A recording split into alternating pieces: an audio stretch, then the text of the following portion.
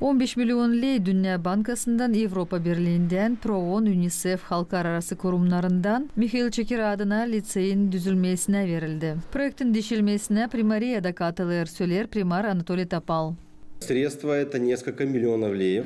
Birkaç milyon lei türlü projektlere göre hem de partnerlerin yardımıyla devletin bütçetinden, Slovakya devletinden, People in Need kurumundan hem yerindeki bütçetinden Mikhail Çekir adına liseyin düzülmesine verildiler. Projekt 3 yılın içinde geliştirilecek. Planlarız harcama 15 milyon lei. Lise üretmek prosesinde örnek olacak. Bu zamandaş merkezinde uşaklar Rumun ana dilimizde hem başka dillerde öğrenecekler.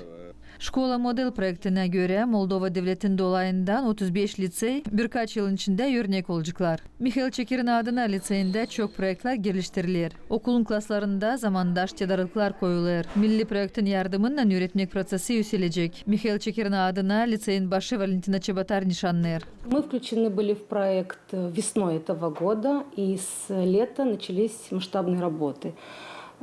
Bu projekte ilk yazdan katıldık. Yazdan çalışmaya başladık. Büyük rolü bu projekte People in Need Halklar Arası kurumun var. Onun yardımıyla pencereler, şafklar hem ısıtılmak sisteması değiştirildi. Все окна деревянные на пластиковые по всему лицею, и сейчас проводится замена отопительной системы. Remont yapılan vakıdında çoğu uşaklar online rejiminde öğrenirler. Küçük yaşta öğrenciler okulda. Buna göre kimi klasları ısıdırlar. Edukatsiya pentru sanatate tabir projekt hangisi liseyde geliştirilir. Düzüldü hem donandı medisina, psihologiya hem öğrenmek kabinetleri. Söyler liseyin başı Valentina Чеботарь. В этой школе открыты классы с румынским языком обучения, и благодаря посольству Румынии тоже были реализованы несколько проектов. Rumınya elçiliğin yardımıyla 3 klas düzüldü. Kiyatlar hem lazımlı tedariklar verildi. İlk kez bibliotekada remont yapılacak. Biyologiya, химия, fizika, matematika kabinetlerinde bu iş olacak. Определенного дня.